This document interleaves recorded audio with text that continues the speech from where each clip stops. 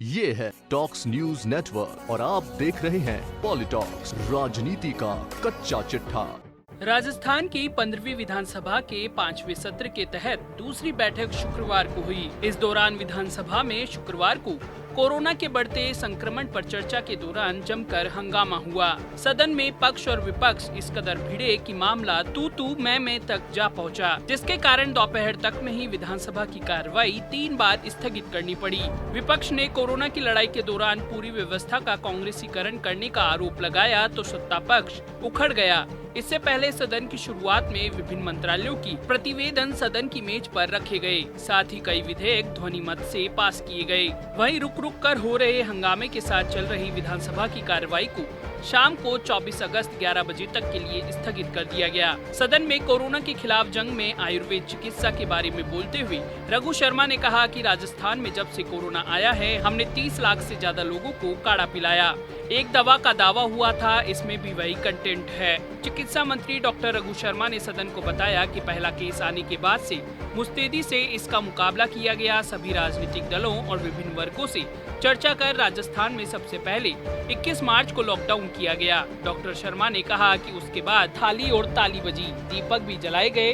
देश की अर्थव्यवस्था पूरी तरह पटरी से उतर गई थी। लंबे समय तक देश में लॉकडाउन नहीं रह सकता था।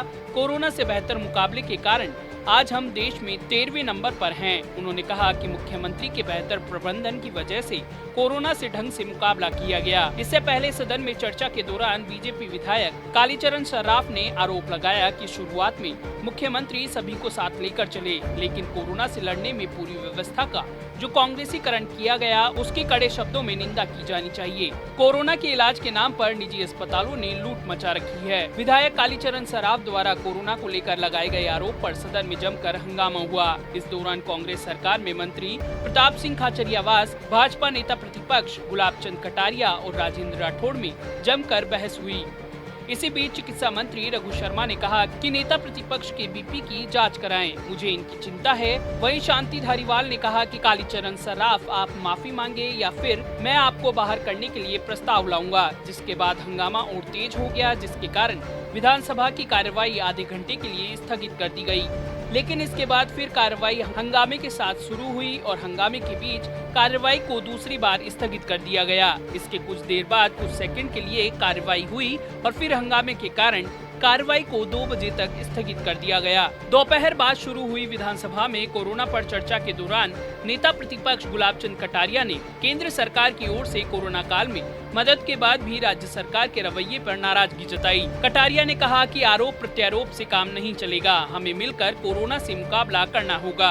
कटारिया ने तंज कसते हुए कहा कि अगर राज्य सरकार बार बार यह कहेगी कि हमें कुछ नहीं मिला तो हम भी मदद न करने को लेकर राज्य सरकार को उलाहना देते रहेंगे। कटारिया ने कहा केंद्र सरकार ने कोरोना से मुकाबले के लिए राज्य को 1881 करोड़ रुपए दिए हैं, लेकिन आज तक इसका जिक्र नहीं किया गया। मैंने मेरे जीवन में पहली बार देखा है जब इस तरह के संकट काल में केंद्र की सरकार ने आगे बढ़कर 20 लाख करोड़ का पैकेज देश के राज्यों के लिए घोषित किया। कटारिया ने निजी अस्पतालों में होने वाली कोरोना जांच पर भी सवाल उठाए और कहा कि भले ही सरकार ने यहां पर जांच की दरें तय कर दी हों, लेकिन यहां जांच कराने वाले की जांच रिपोर्ट कभी पॉजिटिव तो कभी नेगेटिव आती है।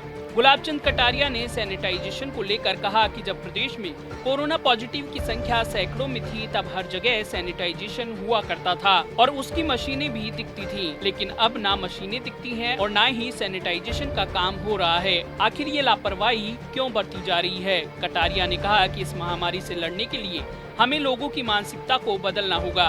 कटारिया ने कहा कि कोरोना की रिपोर्ट जल्द से जल्द आए, इस दिशा में काम करना चाहिए।